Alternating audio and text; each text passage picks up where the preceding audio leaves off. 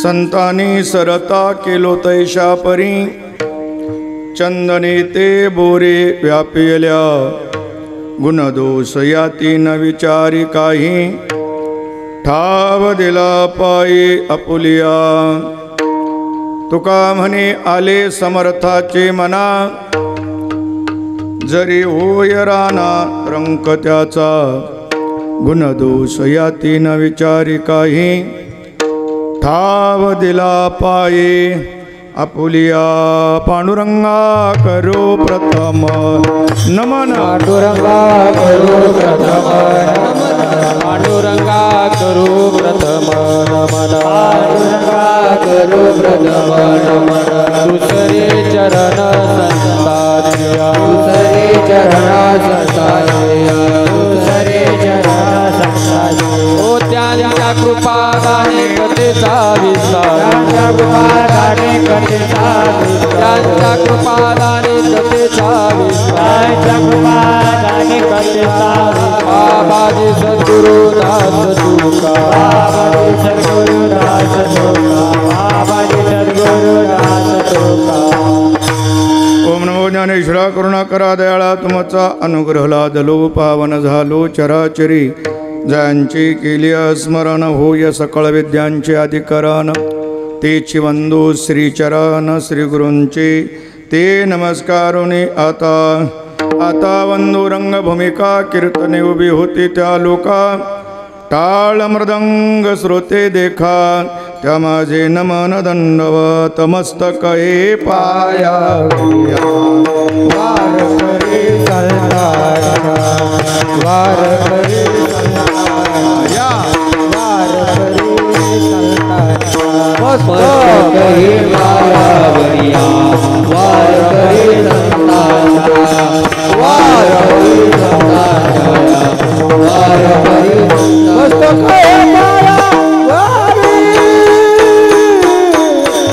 वार करी संताचा वार करी संताचा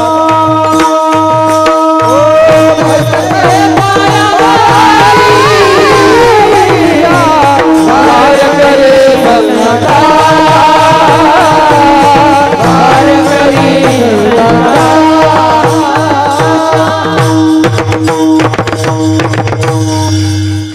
सेवे लागे आदि सेवक झालो तुमच्या लागलो निज चरणा अहो स्वामी तुकया देवा यावरी न करावा अव्हेरू संतानी सरता केलो तैशा परी चंदने ते बोरे व्यापिल्या गुणदोष याती न विचारी काही ठाव दिला पायी अपुलिया।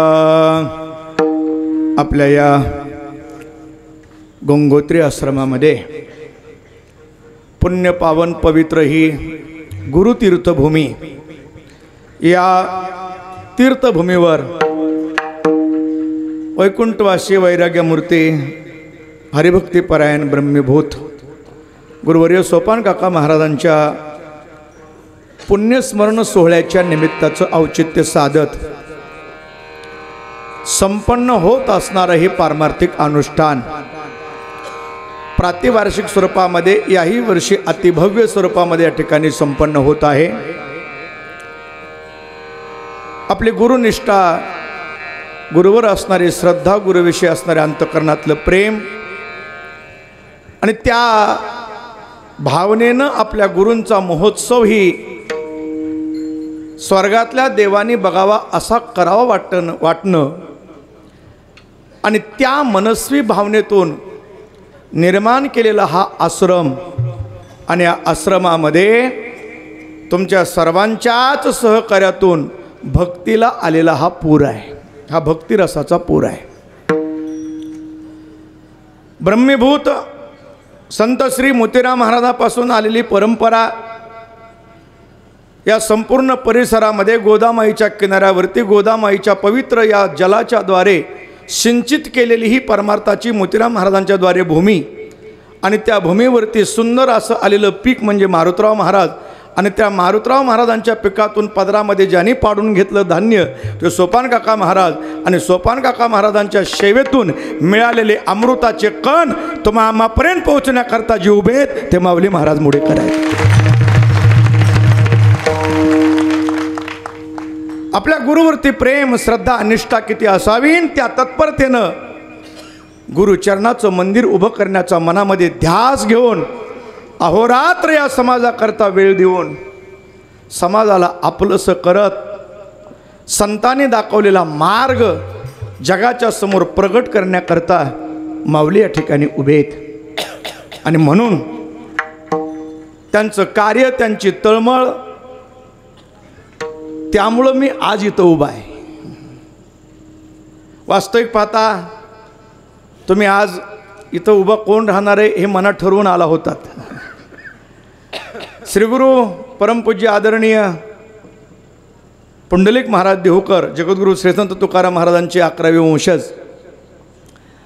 महाराजांची कीर्तन सेवा आज या ठिकाणी होती। महाराजांना आम्ही कालपर्यंत बरोबरच होतो, कारण मी परत वारीला पायी तुकोबाऱ्याबरोबर असतो आणि मग परंतु कालच पालखी सोहळा विसावला तरी महाराजांना मी अगोदरच म्हणलो होतो तुम्ही फार लवकर तारीख घेतली आणि 2-3 दिवस तिकडं पाऊस होता, अखंड पावसात मी पण भिजलो, आम्ही सगळेच भिजलो। परत वारीला थोडं अंतर जास्त असतंय चलायचं आणि त्यामुळं महाराजांची तब्येत बिघडली आणि मग माऊलींना फोन गेला, मी येऊन जाईल म्हणले सप्त्यात, पण माझी आज तब्येत येण्यासारखी नाही। मग माऊलीने मला फोन केला। गेल्या वर्षी मी या ठिकाणी चिंतना करता आलोच होतो, तुमचं दुर्भाग्य आहे, तुम्हाला तुकोबाऱ्यांच्या वंशजाचं दर्शन घडत नाही, हे तुमचं दुर्भाग्य आहे, काहीतरी असल दुर्भाग्य। माझं भाग्य आहे की काकांची सेवा करण्याचं भाग्य माझ्याकडं आहे, हे माझं भाग्य आहे। परंतु आता थोडीशी अडचण अशी झाली आहे, तुम्ही बासुंदी गुलाबजामुन मनात ठरवून आला होतात त्यामुळं आता पिठलं भाकरीचा मेळ तुमच्या पुढं अचानक आला आहे। पण एवढंच आहे की अचानक हाटलेलं पिठलं चांगलं असतं एवढं लक्षात ठेवा। विठाला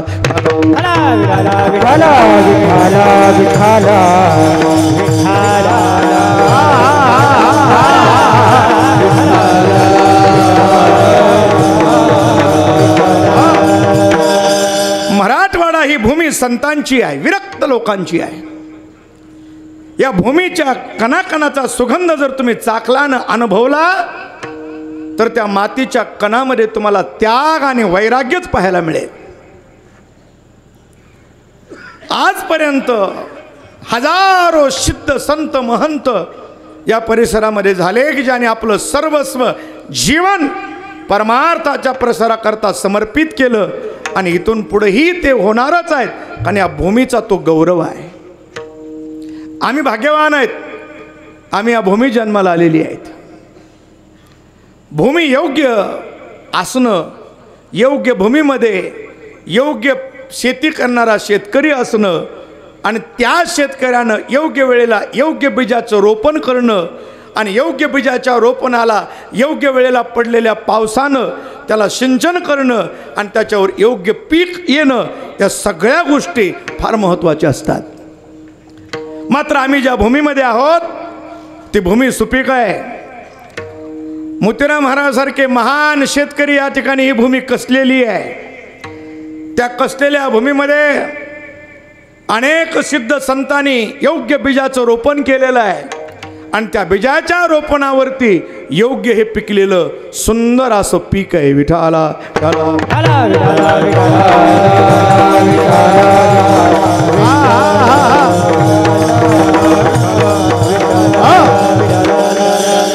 संतत्व पाहत असताना वैराग्यमूर्ती सोपांकाका महाराजाकडे आपण पाहतो, मारुतराव महाराजाकडे आपण पाहिलेली माणसं आहेत. आमच्यापेक्षाही तुम्ही त्यांना अनुभवलेलं आहे. माऊलींनी त्यांची सेवा केलेली आहे. संतत्व पाहत असताना ते आपल्याला दिसत नसतं आणि त्याच्यापेक्षा एक वाक्य ऐका, आपल्याला जोपर्यंत दिसतं तोपर्यंत आपण त्यांच्यातलं संतत्व मानायला तयार नसतो. विठाला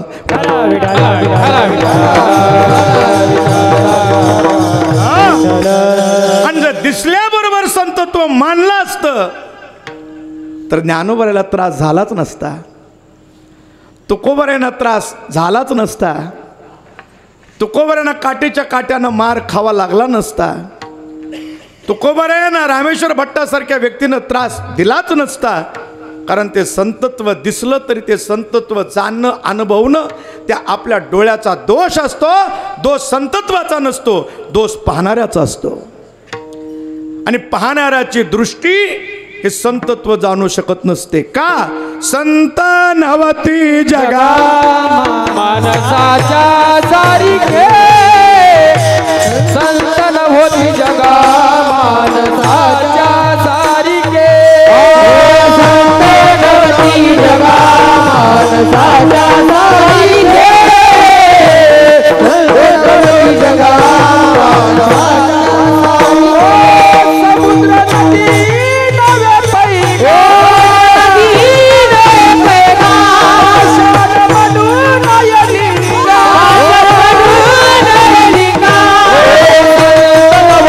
जगा मानसाच्या सारिखे, संत नवती जगा मानसाच्या सारिखे, संत नवती जगा मानसाच्या सारिखे, संत नवती जगा मानसाच्या सारिखे.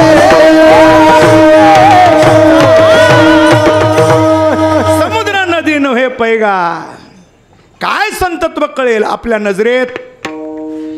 आपल्या नजरेत भरलेला संसार असलेल्या संतत्वाचं दर्शन होऊ देत नाही. काय असतं बघा, माणसं समोरच्याकडे पाहताना आपल्या दृष्टीनं पाहतात, हीच मोठी अडचण आहे. हे कळणार नाही. त्याच्यापेक्षा दुसरं वाक्य आहे का, आपल्या चष्म्यातून पाहतात, हे लवकर कळलं. आपली दृष्टी गढूळ आहे, समोर जगत गढूळ दिसतं. तुका म्हणे सुद्धा नाही जो आपण, दया त्रिभुवन अवघे खोटे, दया त्रिभुवन अवघे खोटे, तुका म्हणे सुद्धा नाही जो आपण, दया त्रिभुवन अवघे खोटे, दया त्रिभुवन अवघे खोटे. डबल चाललो म्हणा, फडावर आहे आपलं. तुका म्हणे शुद्ध नाही, म्हणे शुद्ध नाही गो आपण, तुका म्हणे शुद्ध नाही गो,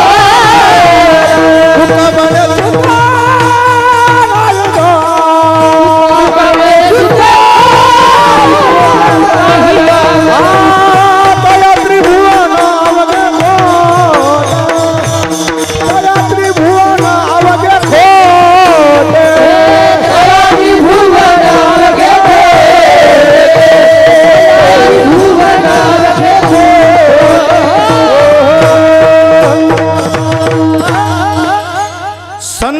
संतत्वाची जी दृष्टी आहे, माझा मुद्दा आणखीन लक्षात घ्या. सिद्धाला, साधकाला, ज्ञानाला, ब्रह्मज्ञानाला, तपस्व्याला संतत्व दर्शन होईल असं नाही. संत समोर असले तरी चांगदेवासारखा तपस्वी कोण आहे का कोणी तेवढा? 14,000 वर्ष तपश्चर्या ज्या महापुरुषानं केली, सामान्य समजू नका. पण चांगदेवाला ज्ञानोबा समोर असताना संतत्वाचं दर्शन होत नाही. आणि म्हणून तसं तर त्याच्यातला आणखीन एक दुसरा मुद्दा आहे. संत आपलं संतत्व कळू देत नाहीत एक, आणि दुसरं आपल्याला कळत नाही म्हणून ते दिसत नाही. विठाला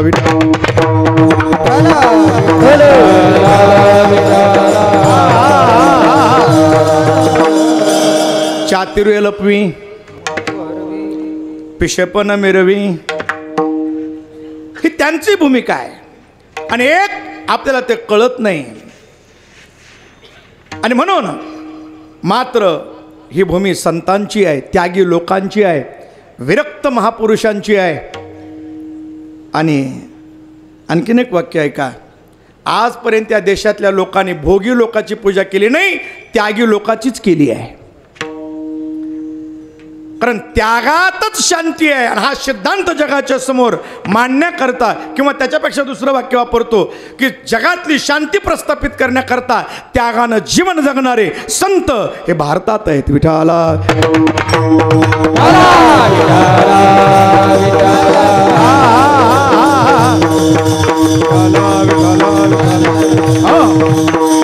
आणि म्हणून त्या संतत्वाची जी काही येण्याची भूमिका असते, संतत्वाला इथं येऊन साधना करण्याची आवश्यकता नसते. एक लक्षात घ्या, माऊलींनी जर ठरवलं की आपण आपल्या साधनेमध्ये रमावं आणि ब्रह्मरसाचं अखंड सेवन करत करत ब्रह्मीभूत अवस्था प्राप्त करावी, काही अवघड नाही. कुठेही हिमालयात जाऊन अखंड ब्रह्मरसाचं चिंतन करत करत ब्रह्मरूप अवस्था अनुभवता येते. मात्र जगतालाही तो अनुभव मिळावा यासाठी हा सगळा अट्ठास करायचा असतो. विठाला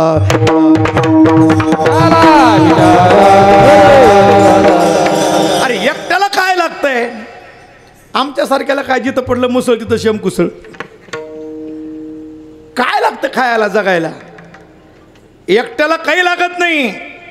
मात्र हे आश्रम, एवढे सगळा उठा ठेव, एवढे सगळे सायास, हे सगळं महिना वारी, एवढं सगळं कशा करता करायचं आहे, त्याचा हेतू आपल्या लक्षात यावा म्हणून मी या अभंगाचा निवड केली आहे. विठाला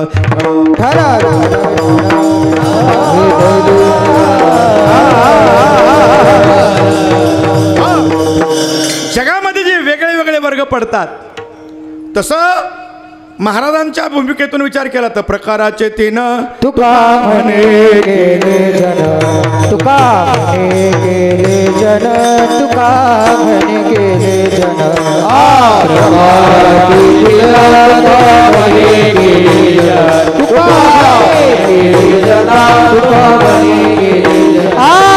प्रकाराचे 3 तुका म्हणे गेले जन, तुका म्हणे गेले जन, तुका म्हणे गेले जन. प्रकाराचे 3 तुका म्हणे गेले जन, तुका म्हणे गेले जन, तुका म्हणे गेले जन.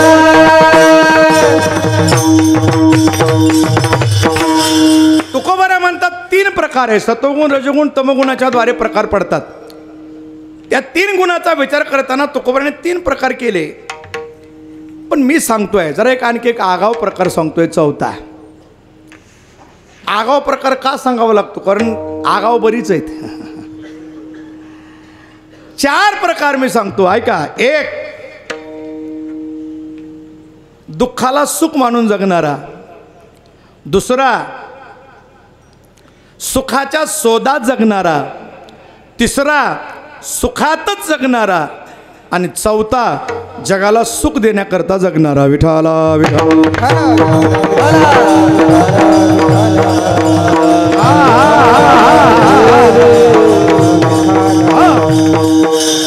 पहिला जो प्रकार आहे तो दुःखालाच सुख मानून जगतोय.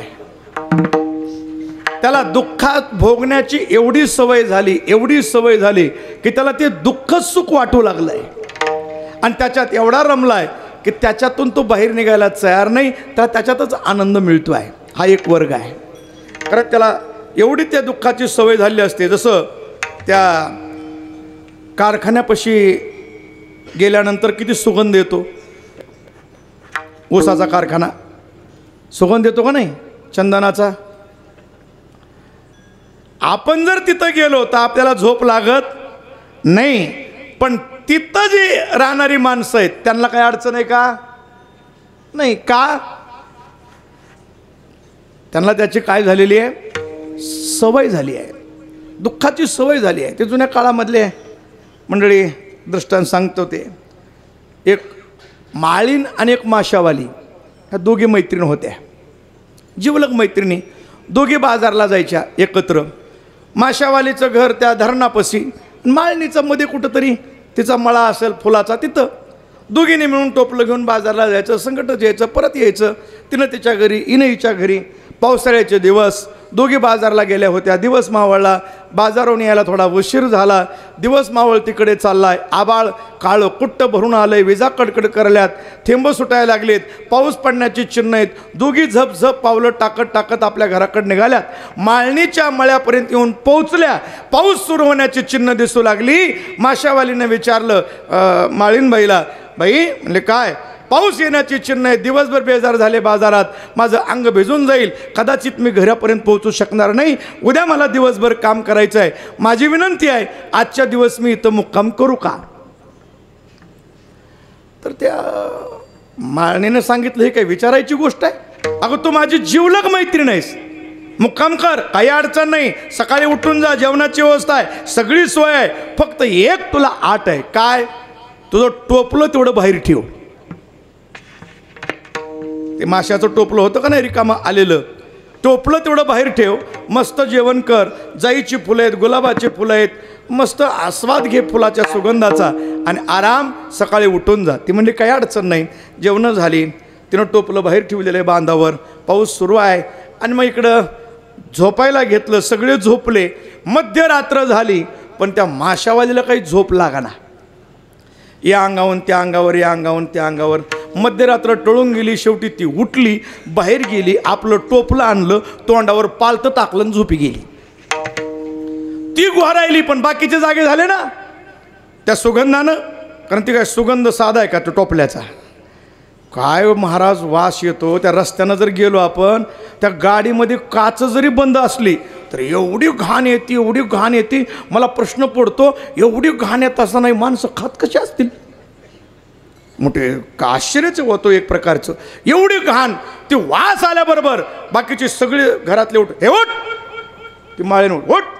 का झोपू दे घाण. काय झोपू दे. दिवस उगूस तर झोप. पण तुला काय सांगितलं होतं टोपलं बाहेर ठेवून झोप. तिला सांगितलं तुझ्या पाया पडते. दिवसभर मी कष्ट केलंय, मलाही थोडं झोपू दे. अगं झोप की पण टोपलं बाहेर ठेवू. ती म्हणजे टोपल्याशिवाय झोप लागत नाही. ती माळीन म्हणली काय कमाल आहे तुझी. इथे गुलाबाची फुलं आहेत, जाईची फुलं आहेत, केवड्याची फुलं आहेत. ती म्हणली केवड्याची बी असू दे पण ह्याच्या पुढं फिकी आहेत. या वासाशिवाय मला झोप लागत नाही. का. तिला त्या वासाची काय झाली आहे सवय झाली आहे. सवय झाली आहे. तिला त्याच्यामध्ये आनंद मिळतो आहे. एक वर्ग असा आहे. मला खरं सांगा संसारामध्ये दुःख आहे का सुख आहे. कुणीच सांगणार नाही सुख आहे, दुःखच आहे. पण एवढीच सवय झाली की तो सुटत नाही. त्याच्यातच बरं वाटतं. विठाला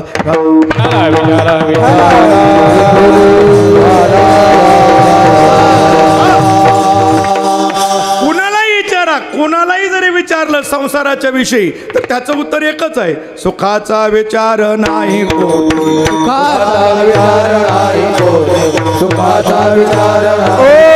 दुःख बांधवडी आहे हा संसार. बांधवडी आहे हा संसार.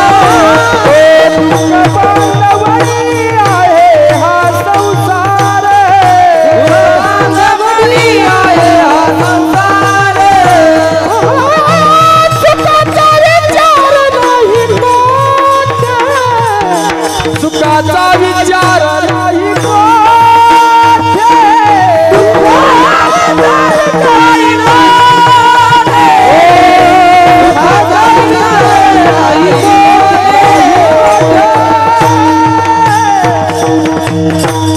सगळीकडे दुःखाचं साम्राज्य आहे, पण संसार सुटत नाही का? दुःखाला सुख मानून जगणारा एक वर्ग आहे. ते तुकोबाने एक रूपक केले. रूपक तुकोबाऱ्यांचा रूपकात्मक अभंग आहे. हे तुकोबाऱ्यांचं रूपक आहे. आवा निघाली पंढरपुरा इशीपासून, हे रूपक आहे बरं का, रूपक केलेलं आहे. ते पंढरपूरला निघाली पण इशीपासून महागारी येते. सुनबाई माझा हातीचा कलवाडू, ते कलवाडू पुणे जिल्ह्यातला शब्द आहे.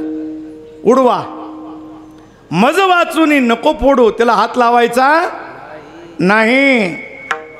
सुनबी हुशार, तिनं सांगितलं आत्याबाई तुम्ही काही काळजी करू नका, मी उडव्याला हात लावत नाही.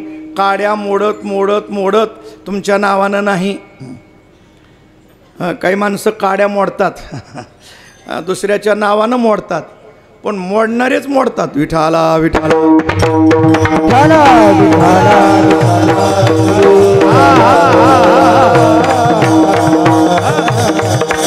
ते काड्या मोडून मोडून तशीच मोडतात. कुछ बात समज में आ गई, जाऊ द्या. काड्या मोडून स्वयंपाक करते, काही काळजी करू नका. पण तुम्ही आपला आनंदानं पंढरपूरला जा. पुन्हा महागारी आली, कणगीला हात लावायचं नाही, लावित नाही. गाडग्याला हात लावित नाही, कशालाच हात लावत नाही. प्रसंग पडला तो उपाशी राहते, पण तुम्ही पंढरपूरला जा. ती म्हणली असं तुला मला घालवावंच वाटतंय म्हणली. तुला वाटतं का मी पंढरपूरला जाते मला रान मोकळं मिळन? जातच नाही म्हणली, इथंच माझं पंढरपूर. तुकोबाने ते रूपक केलेलं आहे. तुकोबाऱ्या म्हणतात त्या संसाराला सुख मानून जगणारी आहे ती. आणि एक वर्ग असा आहे की तो दुःखालाच सुख मानून जगतो. वास्तविक तिथं सुख नाही, पण दुःखाला सुख मानून जगणारा एक वर्ग आहे. दुसरा एक वर्ग असा आहे तो सुखाच्या शोधात जगतो आहे. माझा कधी उद्धार होईल, मला परमात्म तत्व सुखरूप तत्व प्राप्त होईल का? काही हे बिरडे फिटेल, काही तो स्वामी भेटेल, मला परमात्म्याची प्राप्ती होईल का? मला परमात्म तत्वाचा अनुभव मिळेल का? मला परमात्म दर्शन होईल का नाही? एक ना एक दिवस माझं जीवन परमात्म सुखामध्ये ओलं चिंब होऊन जावं असं मनामध्ये त्याच्या प्रेम दाटून येतं, मनामध्ये भावना दाटून येते. जो भेटेल त्याला त्याची एकच विचारणा असते, माझ्यावर परमात्म्याची कृपा होईल का? उद्धार पावेल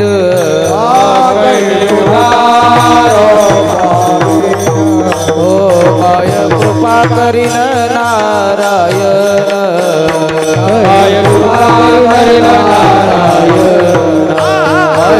तुम्ही सांगा संत जन, तुम्ही सांगा जन, परा समाधान चित माझे,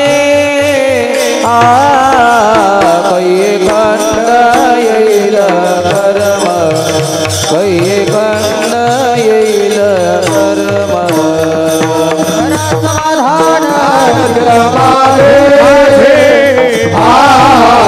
कै खंड येईल जन्म,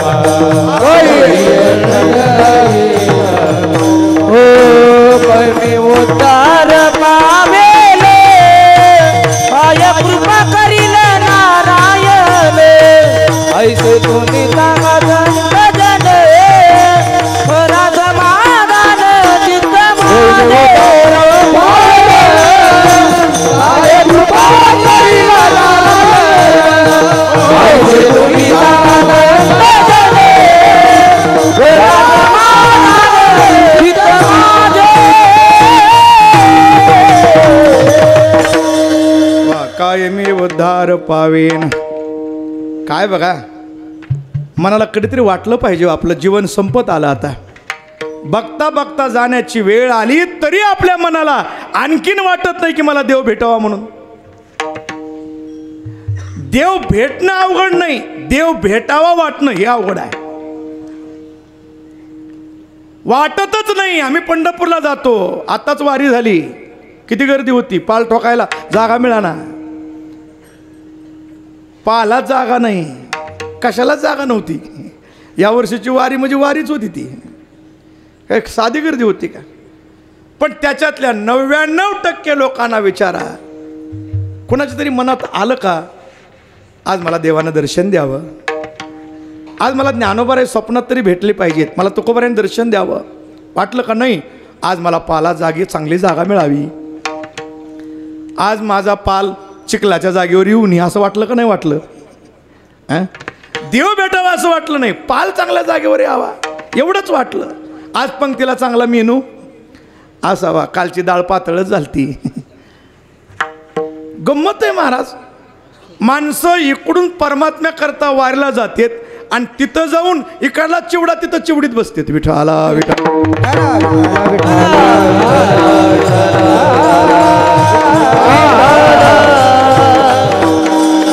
काही लोकांना चिवड्यातला लय आनंद चिवडवण्यात. पण ते परभणी जिल्ह्यात त्या चिवड्याची एक गंमत आहे. ह्याच्यात किती वेळ बी मध्ये हात घातला तरी शेंगदाण्याचा मेळ लागत नाही. विठाला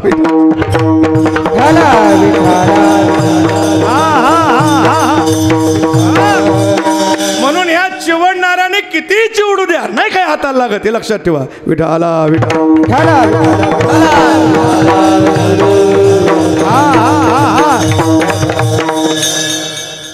त्या वारीच्या वाटेनं गेल्यावर तरी मला परमात्मा भेटला पाहिजे हो. एकदा तरी माणसाला वाटावं, देवा माझं आयुष्य संपत आलं, कधी श्वास हा शेवटचा श्वास असेल सांगता येत नाही, एकदा मला दर्शन द्यावं. परमात्म्याला जर तुम्ही मनातून जर हाक मारली, विनंती केली, एकदा मला दर्शन द्या. संताकडे जर विनंती केली, आपण तुकोबाऱ्याबरोबर ज्ञानोबाऱ्याबरोबर चलतो, श्रीमंत बापाचे आपण लेकर आहेत, ज्ञानोबाराय आमची माय आहे, तुकोबाराय आमचे बाप आहेत. मी पालखीसमोर कीर्तन करताना पिराच्या कुरला याविषयी मांडला थोडा चिंतनात. त्या मायबापाकडे विनंती काय करावी की तुम्ही संत आहात, आमच्यावर एकदा पांडुरंगाला कृपा करायला हवा. पूजा येते हे वाटे, पूजा येते हे वाटे, पूजा येते हे वाटे, हे वाटे, दे दे भेटे दयासी, दे दे भेटे दयासी, देव कृपा करील मद, देव कृपा करील मद,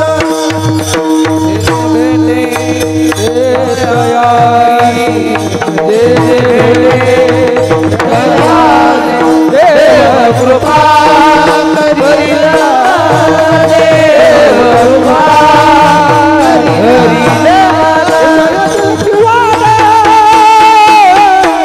दे भेटे दयासी, देव कृपा करील, देव कृपा करील मद, तो पुसावे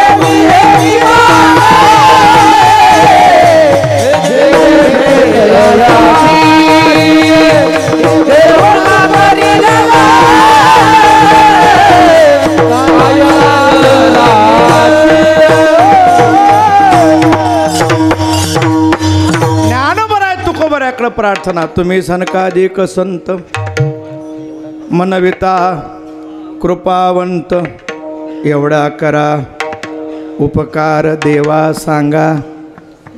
मायबाप माऊली तुकोबाराय, तुमच्या बरोबर मी आलो आहे, मला सुखरूप परमात्मा तत्वाचं एकदा दर्शन घडू द्यावं, म्हणून सुखाची भेट व्हावी या तळमळतेनं प्रयत्न करणारा, त्याच्यासाठीच जगणारा, सुखाच्या शोधात जो जगतोय तो साधकाचा वर्ग आहे.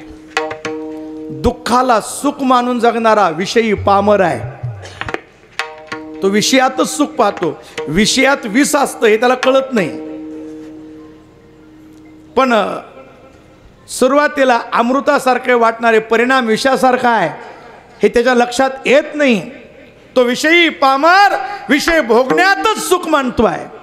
मात्र विषयाचे सुख येते वाटे गोड पुढे आवघड पुढे आवघड विषयाचे सुख येते वाटे गोड पुढे आवघड पुढे आवघड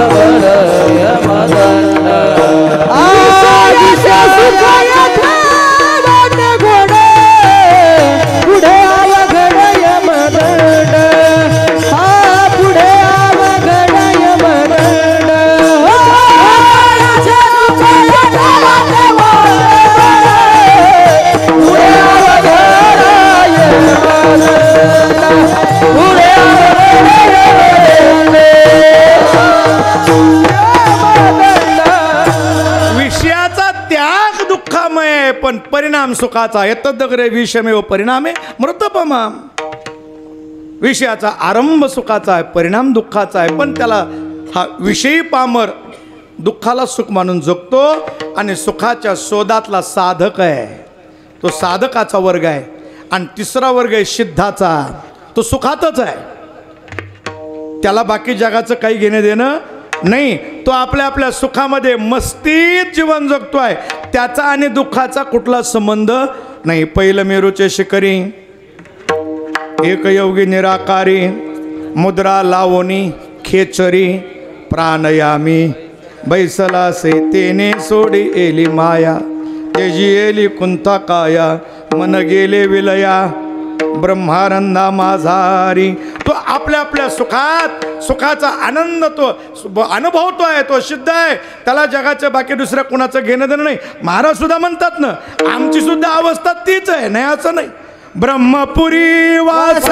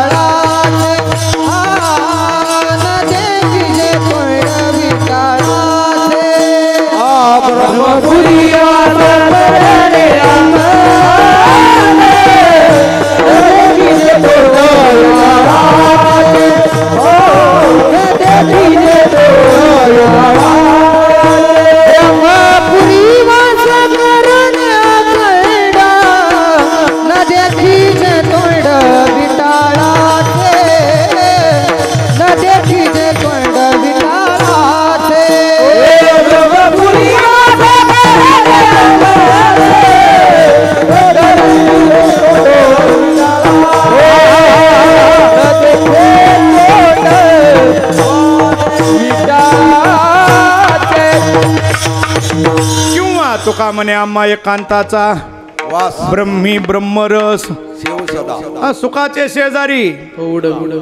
सुखाचा शेजारी आहे. सुखातच आहे. त्याप्रमाणे एक वर्ग असा आहे तो नित्य सुखात आहे. त्याचा आणि दुःखाचा काही संबंध नाही. तो आनंद घेतोय. आनंदातच आहे. आनंद अनुभवतोय. आणि चौथा जो वर्ग आहे तो स्वार्थी नाही, आपुलपोट्या नाही. आपल्याला मिळालेलं आपणच एकट्यानं हपकावं अशा विचारातला नाही. कारण आपल्याला जे मिळालेलं सुख आहे ते इतरांना देता आलं. सेवी तो हरस वाटी तो आली का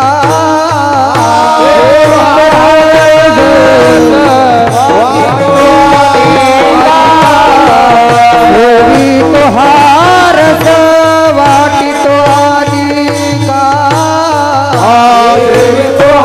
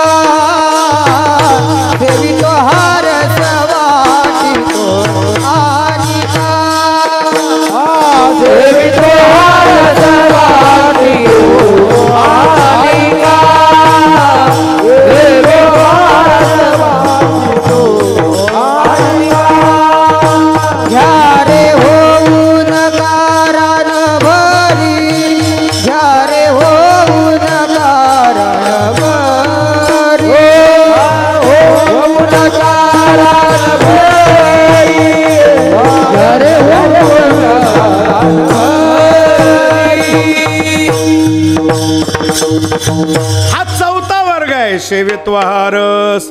आम्ही जे चाकतोय काय बघा, संताकडे पाहिलं त्यांना नित्य दिवाळी विठोबाचे राज्य आम्हा, आणि आमच्याकडे बघितलं तर नित्य शिमगा. आमचं बोंबलायचंच काम चाललंय. संताकडे बघितलं तर नित्य दिवाळी आहे, कारण ते दिवाळी नित्य अनुभवतात ते संत आहेत, आणि जे बोंबलतात ते कोण आहेत? मी कुणाच्या नावानं बोंबलतात ते म्हणलो नाही. विठाला विठाला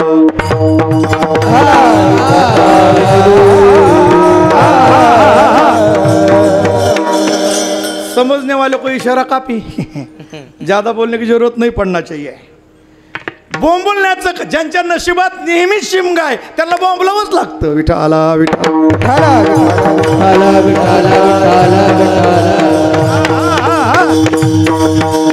अरे दिवाळीत सुद्धा त्यांना शिमगा. दिवाळीत मला सांगा, आपल्याला दिवाळीत तरी आनंद आहे का? संतांना नित्य दिवाळी, आम्हाला दिवाळीत सुद्धा आनंद नाही. दिवाळीत कुणाला आनंद आहे मी सांगतो नेहमी. जो बाजार भरतो त्याला आनंद नाही, पैसे कुठून आणावेत, महागाई एवढी वाढली तो परेशान. बरं त्याचं सोडा, जी स्वयंपाक करते तिला बी आनंद नाही, गॅसच संपला, तेलच पोळालं, कढईच पालती झाली, तिला बी बिचारायला दुःख. बरं जी दिवाळीला येते ती तरी सुखात आहे का? ते आल्यापासून जी रडते ते वाटायला रडतच राहते. सासू अशी म्हणली, ननंद तशी म्हणली, ती तिचं चालू घराणं, ती दुःखात. जी बाजार भरतो तो दुःखात, जी स्वयंपाक करते ती दुःखात, जी दिवाळीला येते ती सुद्धा दुःखात. बरं ते सगळ्याचं सोडा, खाणारा तरी कुठं सुखात आहे दिवाळीत? दुसऱ्या दिवशी म्हणतंय पिठलं भाकर कर, ते म्हणते आता कशाला पिठलं, लाडू घ्या, गुलाबजामुन घ्या, बासुंदी घ्या. ते म्हणतो नको, लय आबाळ गरजायला लागलंय. कारण ते काय दिवाळीतले पदार्थ कसे असतात महाराज, जरा जाडजूड असतात. लाडू, करंजी असे मोठे मोठे पदार्थ असतात. मोठ्या माणसाला बसायला जरा जागा जास्त लागते. ते मग जागा नाही मिळाली की धकाबुकी करतात खुर्चीसाठी. म्हणजे आतमध्ये आतलं सांगालो मी. ते एकमेकाला ढकलाढकली करतात, त्याला ढकलून ते बसायला बघतात. आणि मग अशी ढकलाढकली सुरू झाली की मग धडाधड आवाज व्हायला सुरुवात होते. उदो गच्छति ढकारात आदो वायू गच्छति, धडाम धुडूम आवाज सुरू झाले. एकदा आबाळ गरजायला लागलं की याच्या लक्षात येतं, बापरे भयंकर वातावरण पेटलेले, आता पोलीस स्टेशन गाठावं लागतंय. ते वातावरण पण ती काय असतं बघा दिवाळीमध्ये, एका माणसाचं असंच वातावरण पेटलेलं, आबाळ गरजायला लागलेलं. ते पोलीस स्टेशनकडे जाण्याच्या विचारात तेवढ्यात त्याचा एक जीवलग मित्र भेटला. काय कामाला म्हणला, अख्ख्या दिवाळीत माझ्या घरी चल. तुम्हाला तुझ्या पाया पडतो, वातावरण लय पेटलंय, धडाधड आवाज व्हायलेत. बरं आता भांडणामध्ये काही जरा गपचिप असते का महाराज?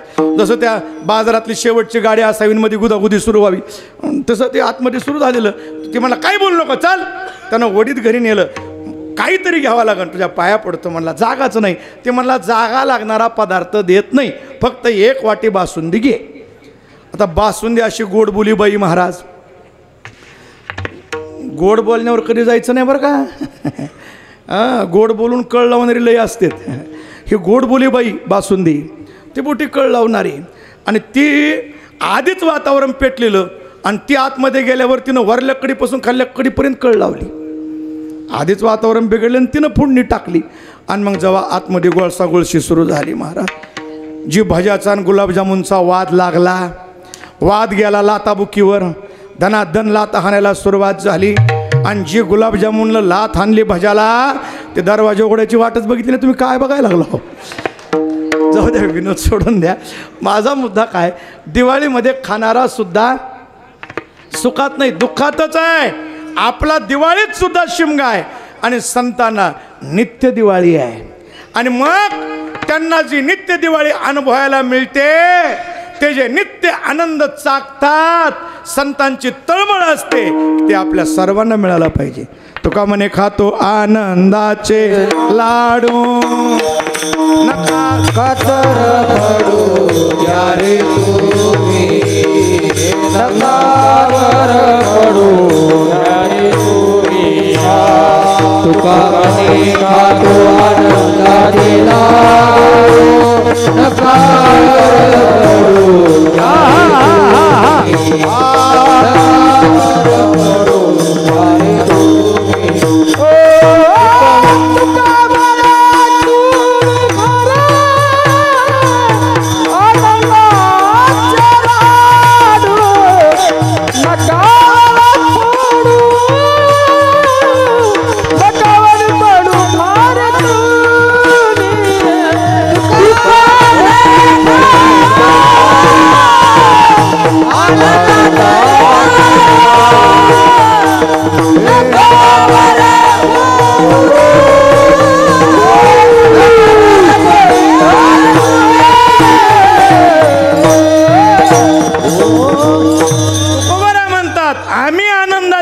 खातवाय नित्य आनंद सेवन करतोय.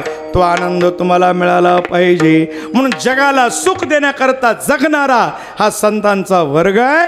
तो जगाला सुख देण्याकरताच आलेला आहे. वाढावया सुख भक्ती भाव धर्म म्हणून अवतार तुम्हा. त्यांना येण्याचं दुसरं काही कारण नाही. जगाला सुख देण्याकरता त्यांचं जगणं आहे. जगाला सुखाकरतात ते जगतात. मग ते सुख जगाला देतात कसं त्या अभंगाच्या पहिल्या संताने सरता केलो तैसा परी संताने सरता केलो तैसा परी संताने सरता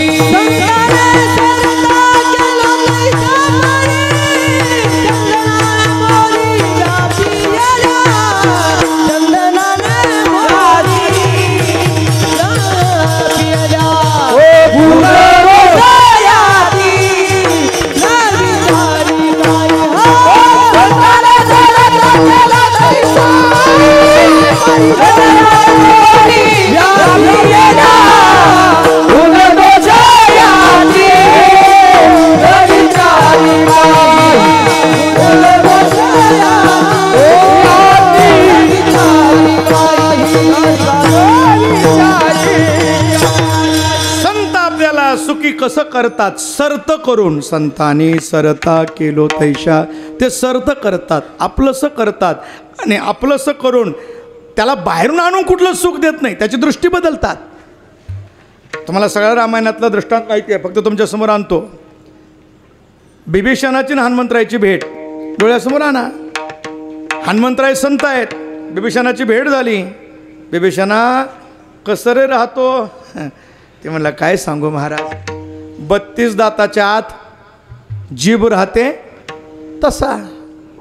सगळे मला खायला टपलेले आहेत, सगळे दुष्ट आहेत चौकोन, आणि जीभ मध्ये एकटी बिचारी आहे. काय सांगू माझं दुःख. त्याला बाहेरून आणून हनुमंतरांनी सुख दिलं नाही, त्याची दृष्टी बदलली. एका वाक्यात त्याला आनंद केलं. बरोबर बोलला विभीषणा, पण एक लक्षात ठेव, दात पडतात पण जीभ जशी तशी राहते. एकटी जरी जीभ असले तरी त्या जिभेत ताकद आहे 32 पाडायची, पण दातात ताकद नाही जिभेला ढका लावायची. दृष्टी बदलली, विभीषण सुखी झाला. सगळा दृष्टांत सांगत बसत नाही. संत सर्त करतात, त्याची दृष्टी बदलतात, त्याला आपलंसं करतात आणि त्याला सुखाची अनुभूती प्राप्त करून देतात. माणूस संसारात सर्त होण्याचा प्रयत्न करतो, पण संसारात माणूस सर्त होत नाही, कारण संसार माणसाला सर्त करतच नाही. तो सुश्रुती नावाचा धातू आहे, तो सारीत नेतो, माडीतून खाली आणतो, खोलीत आणतो, खोलीतून गोट्यात, आणि गोट्यातून मसन वाट्यात. त्याचा सारीत बरोबर गंगेच्या किनाऱ्याला नेऊन लावतो आहे.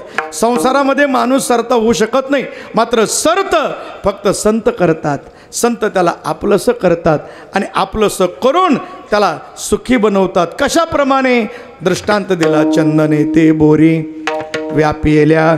चंदनाचं झाड बोरीला जसं जवळ करतं आणि त्या बोरीला सुद्धा चंदन आपल्यासारखं सुगंधी बनवतं, तसं पाहिलं तर बोरीचं झाड कसं बी जवळ करायसारखं नाही. तसं पाहिलं तर, कारण बोरीला 2 प्रकारचे काटे असतात. बोरी गेल्या जवळी, झगटली अंग फाडी. त्या बोरीकडे 2 प्रकारचे काटे आहेत, एक वडीतं दुसरं फाडीतं. 2 प्रकारचे काट असतात बोरी. तुम्ही बघा, बोरी झाडाला मिठी मारून या बरं जरा. ते बरोबर पंचनामा केल्याशिवाय सोडित नाही, पंचनामाच करतं ते बोरी झाड.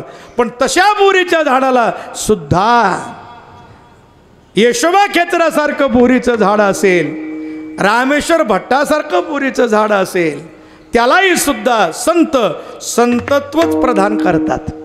बघा काय आहे, संतांच्या ठिकाणच्या संतत्वाचा जे सरतेपणाचा जो गुण आहे, जर गुणात्मक सांगायचं ठरलं, लोखंडाची आणि परिसाची भेट झाली की लोखंडाचं काय होईल, सोनं होईल.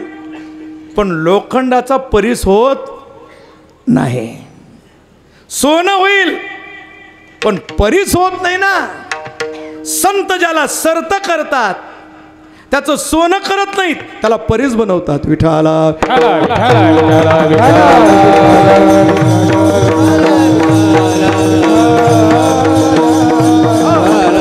आपणा सारखे करीती काळ नाही, काळ वेळ तया लागी हो नाही, काळ वेळ तया लागी. आपणा सारखे करीती काळ, आपणा सारखे आपणा सारखे करीती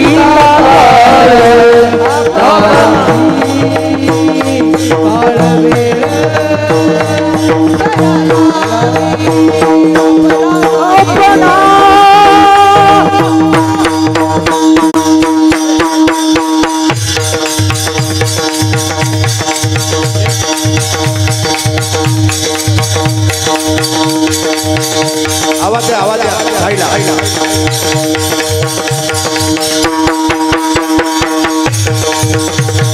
आपणाने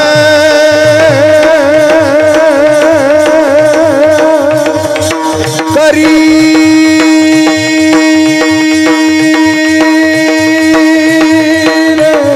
आपणा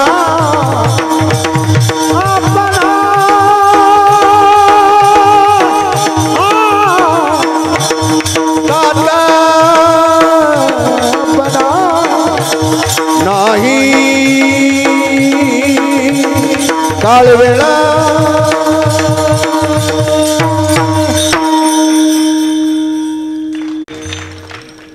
विठाला विठाला विठाला विठाला विठाला विठाला विठाला आपणासारखे करीती तात्काळ नाही काळ वेळ तया लागी या या संताचे हे देणे कल्पतरू होणे दुने परिसा परिसा आघाद लेणे चिंतामणी ठेंगणा हे पाहिजे होतं या या संता परिस उदार बघा माणसाला परिस करतील याच्यात नवल नाही संतत्व करतील याच्यात नवल नाही सगळं दृष्टांत तुमच्या पुढं मांडत नाही फक्त समोर आणून देतो ज्ञानोबराय शुद्धीपत्र आणण्याकरता पैठणला गेले लोक म्हणले नाव ज्ञान असलं म्हणजे ज्ञान असतं असं थोडंच आहे आपल्या त्या पकालीच्या रेड्याचं नाव बी ज्ञानाचं आहे त्याला बोलवलं ज्ञानोबराय म्हणले त्याच्यात माझ्यात काही बदल नाही हो असं कसं अशक्य का म्हणजे एका दुष्ट माणसानं त्या रेड्यावर चापकाचा फटकारा मारला चापकाचा फटकारा मारल्यानंतर ज्ञानोबरायांच्या पाठीवर ओळून तर ज्ञानोबराय कळवळले 2 फटके मारले तिसरा फटका मारण्याकरता तो दुष्ट व्यक्ती गेल्याबरोबर मुक्ताबाईने जाऊन हात धरला मारू नका म्हणे माझ्या ज्ञानदादाला लागतंय हो म्हणे पाठ बघा ना बघितली अरे बंगाली विद्या कुणाला शिकवतात तो यासारखा तो बोलल का बोलणार नाही ज्ञानदेव म्हणे तो हे माझा आत्मा ज्ञानोबरायांनी जवळ केलं त्याला सर्त केलं त्या रेड्याच्या मस्तकावर हात ठेवला हात ठेवला मस्तकावर हात ठेवला ज्ञानदेव म्हणे बोल रे ऋग्वेद ओंकार हा शब्द प्रणवाचा बोल बोल म्हणल्याबरोबर ज्ञानोबरायांचा हात आहे महाराज तो घडघडा रेडा वेद बोलायला लागला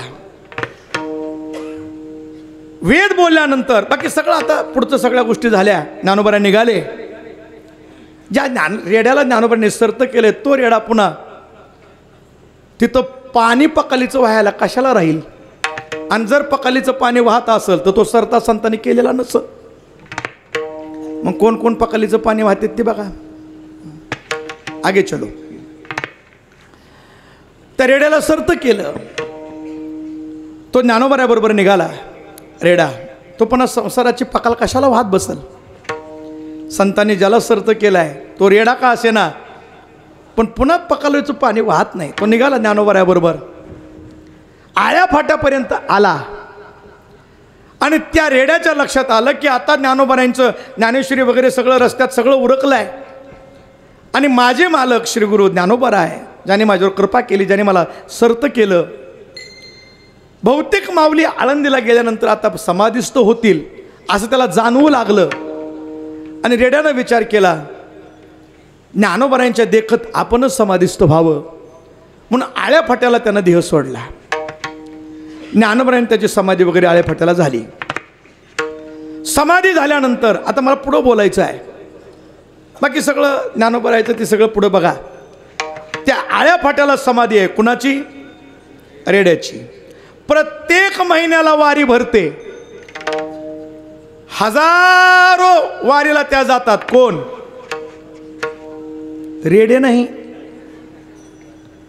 माणसं कुठं जातात आळ्या फाट्याला वारीला कशा करता जातात पाया पडायला कुणाच्या पाया पडायला रेड्याच्या समाधीच्या रेड्याच्या पाया पडाय कशा करता पाया पडतात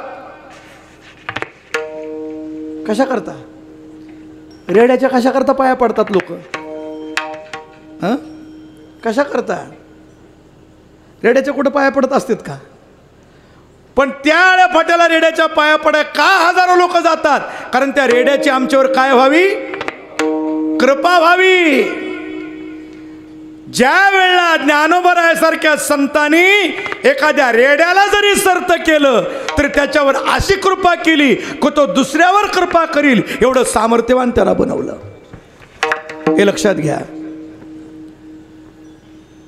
त्या रेड्याचं सोडा महाराज ज्ञानोबरायांच्या समाधीला आमच्यासारख्या रेड्याचं मस्तक लागलं तर हजारो रेडे घडघडा बोलतात हे काय कमी समजलं का तुम्ही काय आमचा अधिकार आहे काय आमची योग्यता आहे काही नाही नाही संत चिन्नी उमटली अंगी उपदेशाला घे काही योग्यता नाही हो महाराज काही नाही अजिबात नाही त्या वाटेला आम्ही जरूर आहोत. आमचा शेवट अंतकाळ सांगेल की आमचा रस्ता योग्य होता का नाही होता. मात्र ज्ञानोबरायासारख्या तुकोबरायासारख्या संतांनी ज्या वेळेला सर्त करतात, त्यांच्या समाधीला मस्तक लागतं ज्ञानोबरायांच्या, त्यावेळेला हे रेडे घडघडा बोलतात. त्या रेड्यासारखा प्राणीही जगावर कृपा करण्याकरता सामर्थ्यवान बनतो. हे संतांनी सर्त केल्याचा परिणाम आहे. रेड्याला सर्त केलं तर त्याच्याकडे संतत्व आहे, मग आमच्याकडे का येणार नाही. म्हणून संतांनी सरता केलो तैशा परी चंदने ते बोरे व्यापेल्या विठोबा रखोबा विठोबा रखोबा विठोबा रखोबा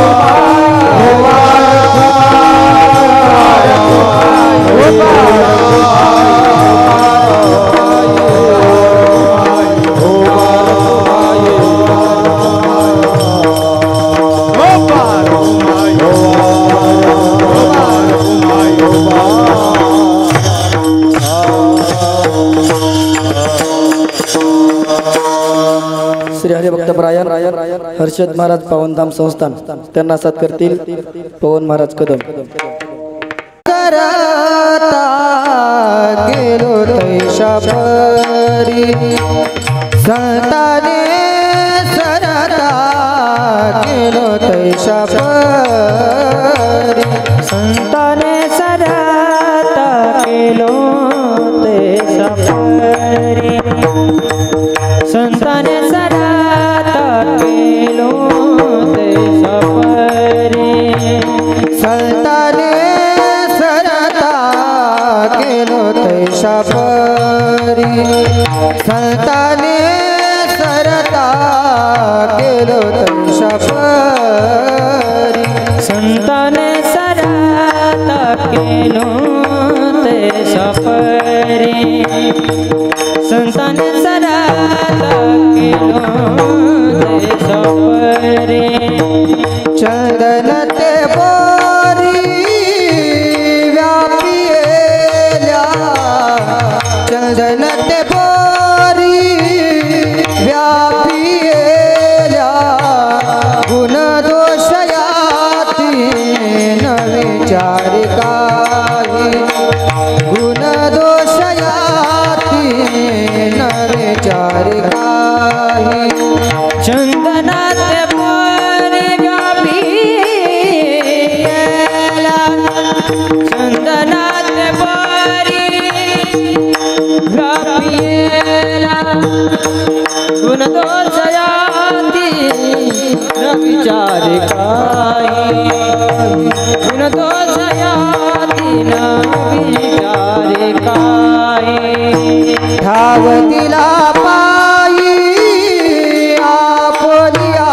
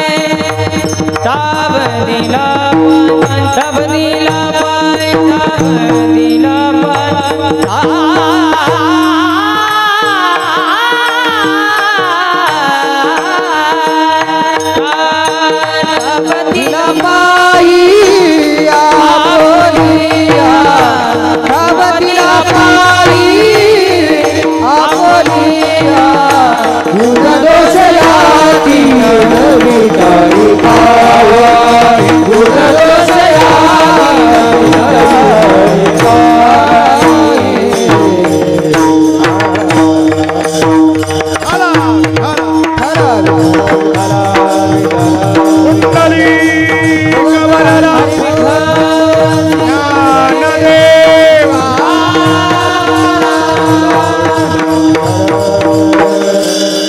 संताने सरहता केलो तैशा परी चंदने ते बोरे व्यापिल्या. संत सर्त करतात कशा प्रकारे चंदनाप्रमाणे करतात. सर्त करत असताना गुणदोष याती न विचारे काही गुणाचाही विचार करत नाही दोषाचा. काय असतं बघा दोष जितके वाईट आहे तेवढे गुण लय गुणाचे वाटले काय गुणी लय गुणाचे नसतात. गुणाची बी ठेसच आहे दोषाची बी ठेसच आहे म्हणून लागते चालता गा गुणदोषाच्या ठेसा. ते गुणाची ठेस तर लई मोठी आहे. म्हणजे गुण दुसऱ्याला ठेसा देतात दुसऱ्याला ठेसा देणं हा बी एक गुणच आहे. पण त्या गुण दोष या दोन्हीचा विचार करत नाहीत. गुणदोष या तीन विचारी काही ठाव दिला पायी आपुलिया. वेळ आपल्याकडे कमी आहे. संत गुणदोषाचा विचार न करता आपलंसं करतात. बाकी त्याचा कुठला विचार करत नाहीत.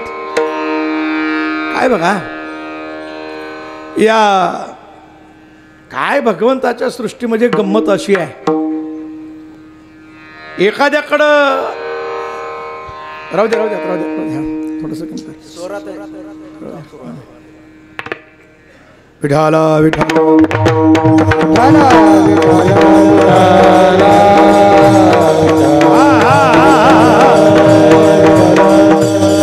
अगदी वेळेत आपल्याला थांबायचं आहे. शेवट एक मुद्दा मांडून मी समारोपाकडे जाणार आहे. एखाद्याकडं भरपूर असतं एखाद्याकडं काय काय खावं अशी पंचायत आहे. एखाद्याला काय खावं अशी पंचायत असते. त्या काळातला दृष्टांत आहे. त्या काळामध्ये माणसाला जेवायला मिळणं थोडं अवघड होतं. आता कोणी बोललं तरी येत नाही. आमंत्रण दिलं तरी यायला गाड्या पाठवल्या तरी यायला तयार नाही. त्या काळात मिळत नव्हतं. ज्या काळात मिळत नव्हतं त्यावेळेला त्याची किंमत असते. आता आम्हाला लोक आजीर्ण होस तर तूप खाऊ घालतात. पण मधुकरी मागून शिकत असताना सुतक मधुकरीच्या गावाला पडल्यावर 10 दिवस जेवायला मिळत नव्हतं. भूक लागली तर तो काळ त्या काळात पैसे बी जास्त मिळत नव्हते हो. आणि पैसा करता इकडे येतच नव्हते. आताचा काळ वेगळा आहे. आता जास्त पैसा घेणाऱ्यालाच किंमत आहे. नाहीतर तुम्ही किंमत देत नाहीत. असं विठाला विठाला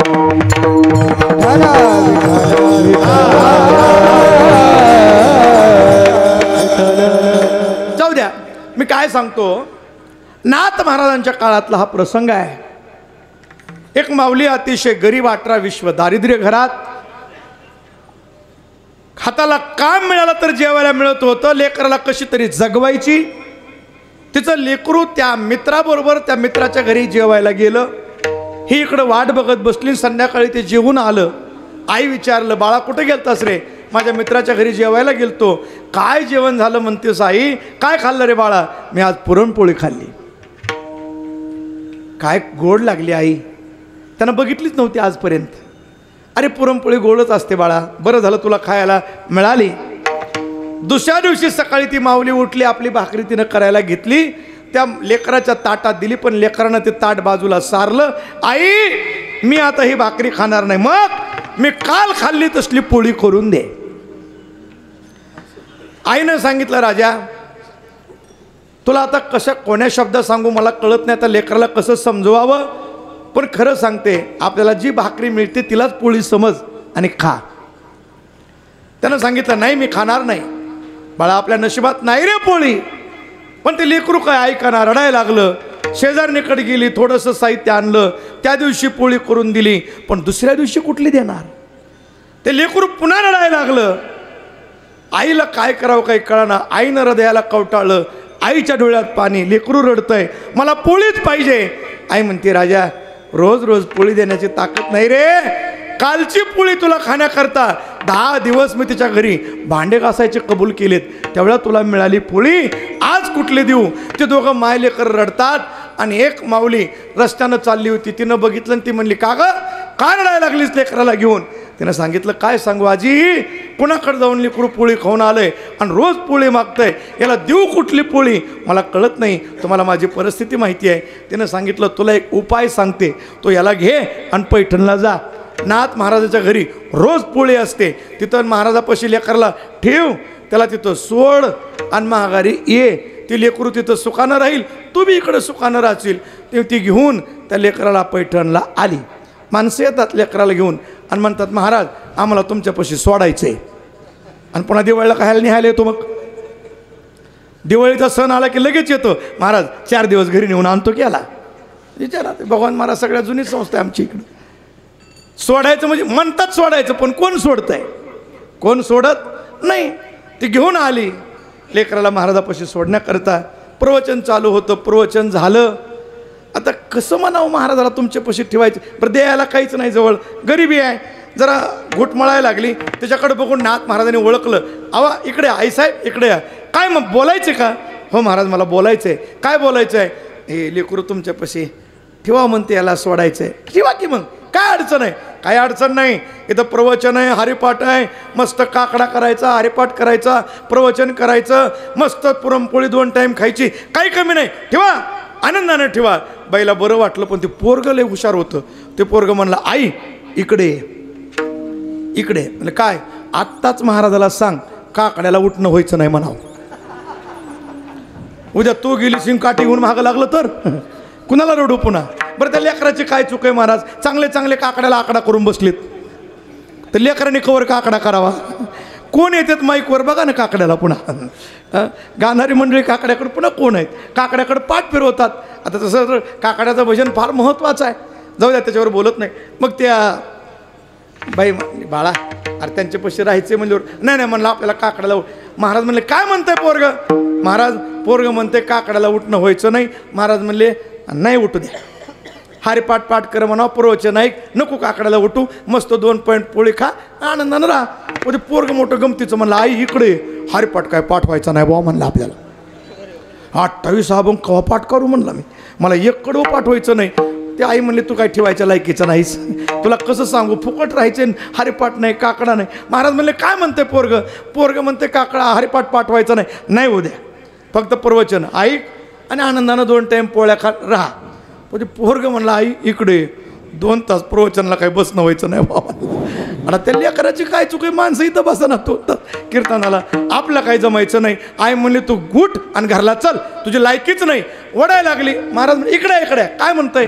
अहो महाराज कसं सांगू तुम्हाला, प्रवचन नाही म्हणते, हरिपाठ नाही म्हणते, काकडा नाही. महाराज म्हणले, काही करू, काही नाही करू द्या, ठेवा, 2 टाईम पोळ्या खातोय, काही नाही हरकत नाही, राहू द्या, ठेवा आणि तुम्ही जा. ते पोरगं आगाव म्हणलं, आई जेवायचा टाईम विचार. मी इकडे तिकडे खेळायला गेलो आणि पंगत उठून गेली तर पुन्हा कुठं बसू रडत. महाराज म्हणले, बाळा तू काळजी करू नको, मी पंगत बसली की तू कुठेही असलाच खेळायला तरी तुला हाक मारेल आणि तू ताट घेऊन यायचं जेवायला बसायचं. मग जमतंय? जमलं म्हणला. आणि मग ते राहिलं, गावभर फिरायचं आणि फक्त जेवायला यायचा. मग त्याचं नाव पडलं गावबा. गावबा म्हणलं की त्यानं ताटच, त्याला एवढंच माहीत होतं, हाक आले की ताट घेऊन यायचं, जेवायचं आणि जायचं. असे बरेच दिवस गेले. नाथ महाराज ग्रंथ सांगता सांगता बोलता बोलता बोलू लागले, आता दिसून ये जना आयशे करा नारायणा, बस झालं, आता जाऊ वाटतंय, पांडुरंगाला पाहावं वाटायला लागलंय, आता जाण्याची वेळ झाली असं वाटायलंय. बोलण्यातला भाव काही चाणाक्ष श्रोत्यांच्या लक्षात आला. श्रोते म्हणले, महाराज तुम्ही जायचं म्हणालात पण राहिलेला ग्रंथ, आता ते ऐकणाऱ्याला ऐकायचं पडलेलं, ह्यांच्या जाण्याचं कोणाला पडलंय, महाराजाचं कोणाला पडलंय, ते उपाशी मरतंय, 3-3, 4-4 कीर्तन करीत कवा जेवतंय, कोणाला पडतंय, कोणाला त्याचं पडलं नाही. आपली वेळेवर येतंय का तर चांगला, नाहीतर गेला तिकडं. आता कोण बघायला लागलंय, त्याचा कोणी विचार करत नाही. महाराज म्हणले, तुमचं झालं खरं, पण आमच्या ग्रंथाचं काय? नाथ महाराज म्हणले, तुमची सोय लावून दिली तर जाऊ देता का? आता श्रोत्याला वाटलं दुसरं कोण सांगन नाथ महाराज सारखं. म्हणले, लावा सोय आणि मग जा. म्हणले, ठीक आहे सोय लावतो. हाक मारली, गावबा ती ताटलीच घेऊन आलो. ताटली घेऊन आल्याबरोबर महाराज म्हणले ताटली ठेव इकडे. ताटली बाजू इकडे जवळ बोलवलं. महाराज उभा राहिले आपल्या आसनाहून. बस गादीवर. गादीवर बस म्हणल्यावरती लटलट कापायला लागला. महाराज माझं काही चुकलं का? मला हाकालून द्या. मी फक्त तुमची पोळी खाऊन जगतो, हरिपाठ करत नाही, काकडा करत नाही. पण मला एवढं माहिती आहे माझ्या गुरुजींची गादी आहे. माझे गुरुवरही या ठिकाणी बसतात. तुम्ही इथं बसत असता, रोज प्रवचन करता. तुमच्या गादीवर मला बसण्याची शिक्षा मला देऊ नका. मला जाऊ द्या. तुम्ही मला इथं कशाला बसवायला सांगता? इथं नका बसू, मला जाऊ द्या. महाराज म्हणले मी सांगतोय गुरुच्या आसनावर बसणं पाप आहे, पण गुरुची आज्ञा मोडणं, आज्ञा मोडतो का माझी? बस तुझ्या करताच ही गादी आहे, बस. बस म्हणल्याबरोबर तो लटलट कापायला. महाराज मला क्षमा करा, काय माझा अधिकार आहे, काय माझे. बस बस म्हणल्यावर तो व्यासपीठावर बसला. हात ठेविला मस्तकी, मस्तकावर हात ठेवला. कृपा कटाक्ष निहाळिले आपुले पदी बैसविले. बसविलं आणि सांगितलं बोल. एक एक एक ओव्या ज्या वेळा मुखातून निघू लागल्या श्रोत्यांचे डोळे डबडबले. तुकोबाऱ्या म्हणतात समर्थाच्या मनात आल्यानंतर काय होणार नाही. समर्थाचे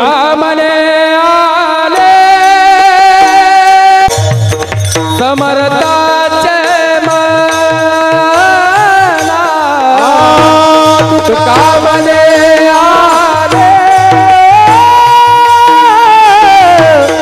समर्थाचे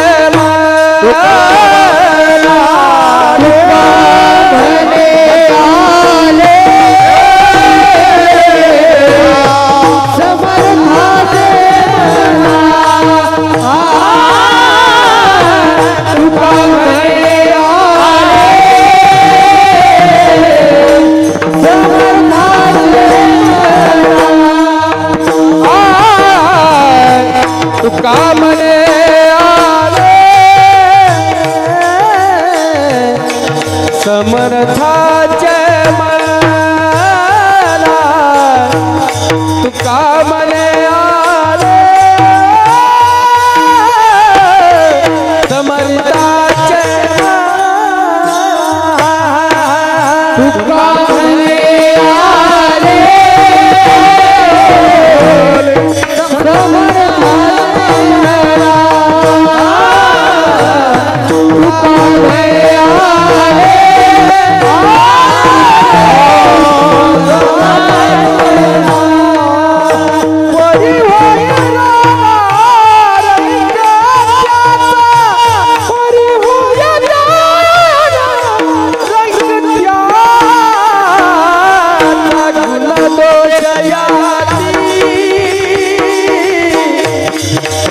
विचारी गुण दोषयाती न विचारी काही. जरी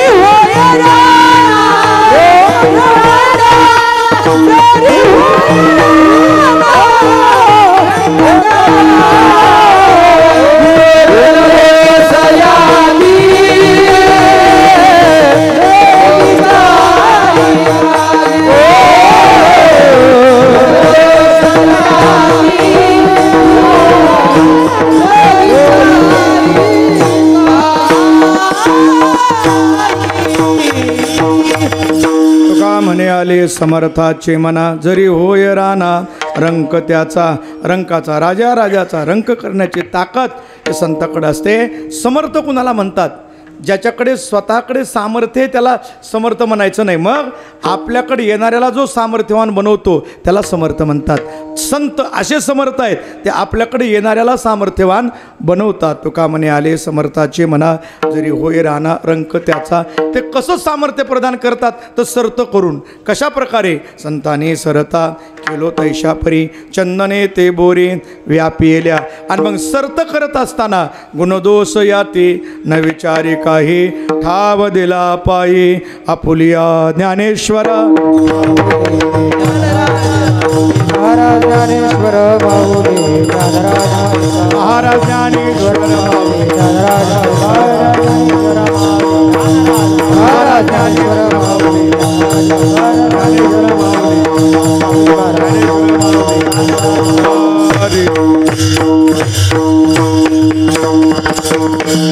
म्हणून मायबाप, आपण भारताच्या भूमी जन्माला आलेली माणसं आहेत. आपली संस्कृती, आपला धर्म, आपली विचारधारा टिकून ठेवण्याची जिम्मेदारी आपली आहे. आणि जी माणसं धर्मप्रचारकाचं काम, वारकरी संप्रदाय विचार जागे ठेवण्याचं काम करतात, त्यांच्या पाठीमागं उभं राहणं ही आपली जिम्मेदारी आहे. अनेक प्रकारची संकट येतात, सगळ्या बाजूनं आतापर्यंत हजारो वर्षाची परंपरा आहे, संकट येत राहतात. मात्र सामर्थ्यानं आपण पाठीमागं उभं राहिलं पाहिजे, तरच हे धर्मप्रचाराचं कार्य टिकून राहील. आणि हे जर टिकलं तर आपण टिकतात, हे लक्षात ठेवा. म्हणून काळाची गरज आहे, एकत्रित या, लेकरावरती संस्कार करा. मी नेहमी सांगतो 5 मुद्दे. सकाळी उठल्यावर कपाळाला गंध लावा, आईवडिलाची सेवा करा, पुन्हा रोज मंदिरात जाऊन दर्शनं करा, निर्व्यसनी राहा आणि सुनावर मुलीसारखं प्रेम करा. त्याही सुनानं सासू सासरेवर आईवडिलासारखं प्रेम करावं. आणि जेवढं जमेल तेवढं या मुखानं परमात्म्याचं किंवा देवमान्य संतांचं चिंतन करावं, तर चिंतामुक्त व्हाल. हातवरी करा एकदा, टाईट हायब्रिडच्या कंसासारखे. तुमचं भजन पटलं तर कीर्तन सुटलं, नाही तर तांबडं फुटलं उगं चोलं द्या कवर बी. आमच्यासारख्याला काय कुठं बी सारखंच आहे. टाळी म्हणजे टाळी वाजली पाहिजे, टाळकरी सोडून बाकी जेवढे बसलेत आजूबाजूचे सगळे हातवरी टाईट. तुकाराम तुकाराम तुकाराम तुकाराम तुकाराम तुकाराम तुकाराम तुकाराम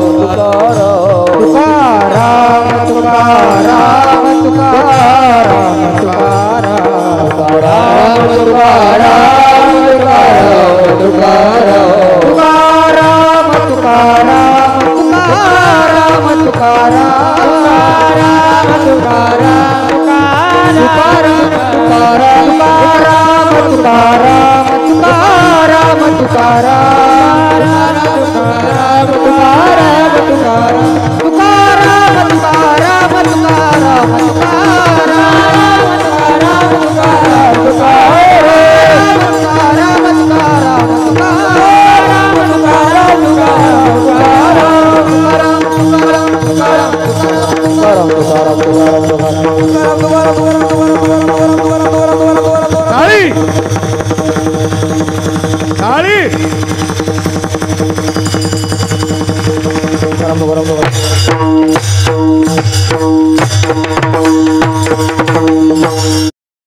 महाराज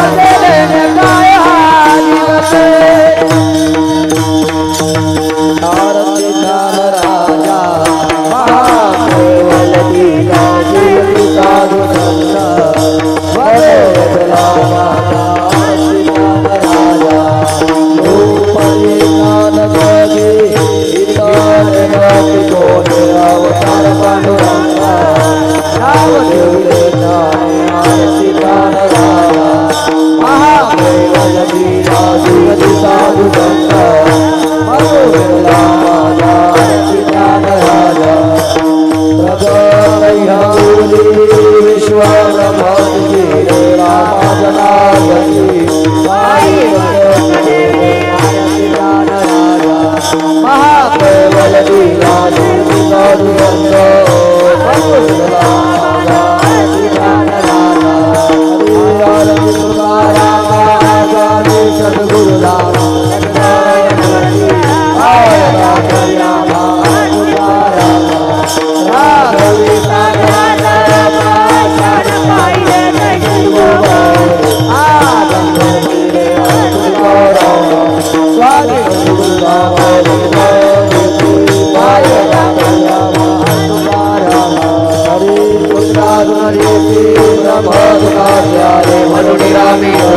चरणी मस्तक ठेविले आरती तुकाराम स्वामी सद्गुरुधाम गुरुती पाय दाखवी आत्मा आरती तुकाराम हरी नाम